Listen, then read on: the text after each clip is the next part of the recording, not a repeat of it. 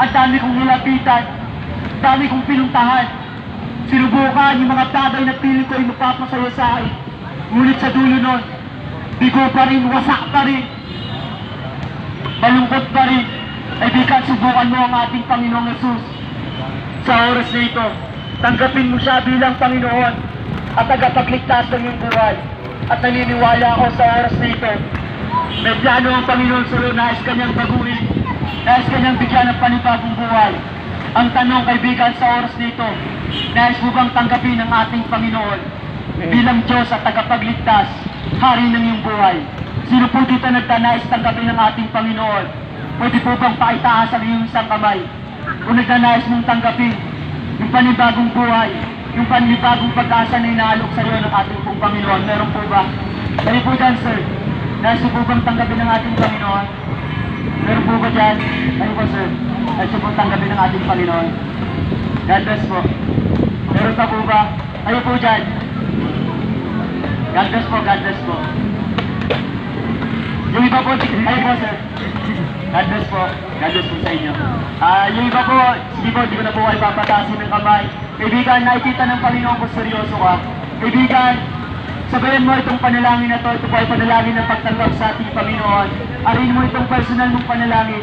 Isipin mo na ang Panginoong Jesus ang kinakausap mo, gagabayan lamang kita. And I believe after this prayer, your life will never be the same again. Simulan na po natin ang panalangin. Isipin mo na ang Panginoon ang kinakausap mo. Gagabayan lamang kita. Simulan mo po ang panalangin na ganito. Sabihin mo, Panginoong Jesus, na makapangyarihan sa lahat. Makapangyarihan sa lahat. Marami pong salamat. Marami pong salamat. Sa iyong pag-ibig. Sa iyong pag-ibig.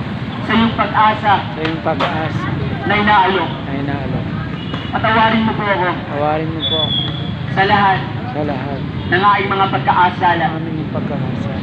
Mula po nung pagkabata. Mula po ng pagkabata. Hanggang sa edad ko po ngayon. Hanggang sa edad ko po. Tinatanggap kita. Bilang personal. Bilang person. Na Panginoon. At tagapagligtas. Tagapagligtas. Ng aking pong buhay. Upang sa muli mong pagbabalik. Sa muli mong pagbabalik. O sa oras man. Na ako po. Ako po. Ay bawian mo ng buhay. Bawian mo ng buhay. Ikaw po. Kaya ay makasama. Ako yung makasama. Diyan sa langit. Diyan sa langit. Ito po ang aking panalangin. Ito ang aking panalangin. Salamat sa aking napakinggan. Salamat sa aking napakinggan. Sa dailang pangalan mo po, Sa bilang pangalan. Panginoong Jesus. Panginoong Jesus. Amen po. God bless po sa bawat isa na seryoso pong sumabay po sa ating panalangin. Kaibigan, naniniwala po ako, yan na po ang simula ng pagbabago ng buhay mo. Kaibigan, simula ng paglaya mo sa anumang gumagapos sa iyo. Kaibigan, hindi ko na po ito papakabain pa para sa ilan pa pong mga pabalita at mga mensahe, paanyaya at pakilala. Mga kaibigan, bibigay ko po sa inyo ng mga pagkakataon. God bless po mga kaibigan, sa Diyos po ang lahat ng papurit pagsamba. Praise God, mga kaibigan, ang Diyos mabuti sa ating buhay. Sa kabila ng ating pong kamalahan ay tunay na tayo inabot sa kanyang mga salita. Sapagkat sabi nga na siya may ibig ng lahat ng tayo baligtas sa pangalan ng ating Panginoon. Hindi na mapakapalad mo, hindi tumanggap sa Diyos na buhay, tinanggap si Jesus, bilang Diyos na napagligtas sa iyong buhay, congratulations. Sabi ng John 1:12, na sinong tumanggap, kaibigan sa nagbibiyak, karapatan at tawaging anak ng Diyos. Sa magbibigay ng sumampalataya sa kanilang pangalan. Ngayong oras na ito, kaibigan, nariyan po ang mga kasamahan. Marahil kinukuha din po mga personal information. Yan po ay for prayer purpose po. Pagkatuwala niyo po, kaibigan, ang inyong po mga pangalan, yan po ay aming ipapanalangin. Hindi po mapapansin, kaibigan, nariyan sa bandang dulo, sa babae, mayroon pong remarks. Diyan po ay pwede niyo pong isulat yung mga prayer concern na pwede natin ipanalangin sa ating Panginoon. Kaibigan, ngayong oras na ito, hindi ko alam, marahil ikaw ay merong karamdaman, ay nais ko sabihin na ang Diyos ay nagpapagaling. Nais namin kayong tulungan, nais namin kayong ilapit sa Panginoon, dahil pinananalangin sa mga may sakit karamdaman. Sabi ng Biblia, ipatong mo ang iyong kamay at sila'y gagaling. Kaibigan, ngayong oras na ito, Diyos hanggang ngayon ay nagpapagaling. O yan, may karamdaman ka, approach mo lang aking mga kasamahan, approach mo lamang po kami at kami mananalangin sa iyo. Ngayong oras na ito, kaibigan, bago po yun, ay nais na rin namin banggitin ang aming samahan. Kami po ang The Father's House Christian Center. Kami po yung mga Christian born again. Ang aming po church, matatagpuan niyo lamang po sa may second floor ng Green Square Building between SM and Petrol. Every Sunday, kaibigan, meron kaming Sunday School Adult, nag-umpisa ng 8:30.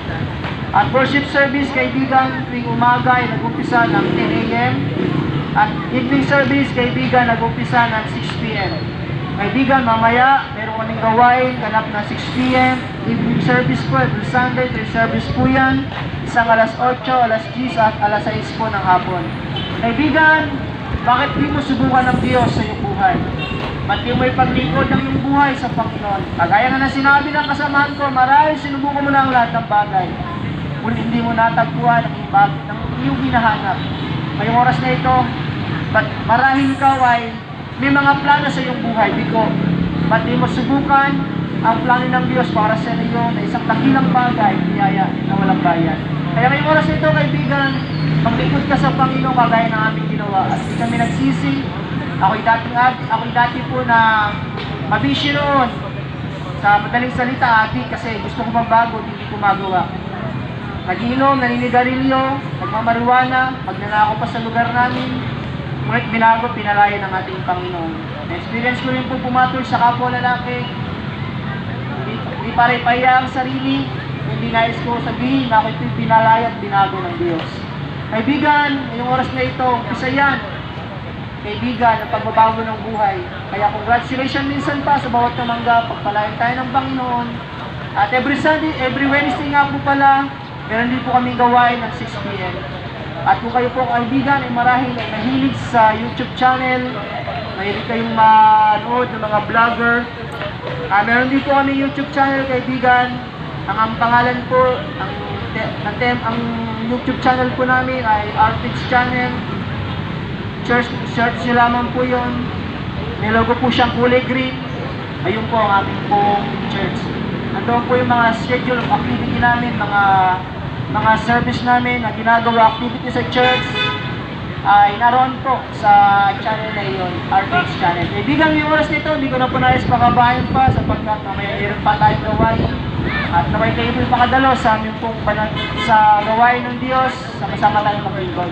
At ako na lamang po ang manalangin, kaibigan, pag niyo po itong sundan, dito po tayo nagtatapos. Dakilang Diyos ng mga Panginoon sa lahat, maraming salamat sa dakilang bagay na yung ginawa ngayong oras na ito. Dalangin ko nga po, Diyos, sa bawat kamanggap, ngayon, Diyos, ang tunay na magpakayang sa kanila. Ang ibig ka sa kanilang buhay, maranas at pagdama mo, Diyos, yung dakilang pag-ibig. Biglayin ka, may gagawin sa kalang buhay, na kung paano kayo gumawa sa aking buhay, kung sila lang ito manggap sa inyo, ganun din, Lord, ang iyong gawin sa kanila. Kaya, Lord, sa iyo ko sila pinagkakatiwala, maghari ka, O Diyos, sa kalang mga buhay at puso. Sa iyong kapurihan, sa dakilang pangalan ng Jesus. Ito ang panalangin. Amen. Kaibigan, nilamang po at sa mapagpalayang hapon sa bawat isa. Purihin at palakpakan natin ng Diyos. Thank you for watching. Follow for more. Sundan nyo po sa Artspeed Channel. Yan, marami po kayong papanood doon po para sa gawain ng Panginoon para sa ating paglago spiritual. Salamat po muli. Thank you and God bless. Pagpalain po kayo ng Panginoon. Shout out to everyone. Thank you. God bless. Hanggang sa muli.